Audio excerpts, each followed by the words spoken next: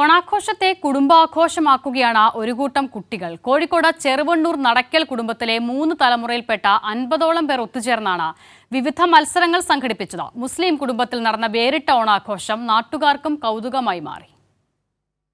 വയനാട് ദുരന്തത്തിന്റെ പശ്ചാത്തലത്തിൽ നാട്ടിലൊന്നും ഇത്തവണ പൊതു ഓണാഘോഷ പരിപാടികൾ ഉണ്ടായിരുന്നില്ല.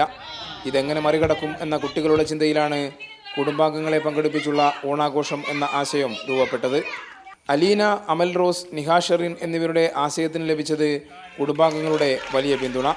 കോഴിക്കോട് ചെറുവണ്ണൂർ പഞ്ചായത്തിലെ നടക്കൽ വീടിന് മുറ്റത്താണ് വാട്സാപ്പിലൂടെ ബന്ധുക്കളെ വിവരമറിയിച്ച് ഓണാഘോഷം സംഘടിപ്പിച്ചത്.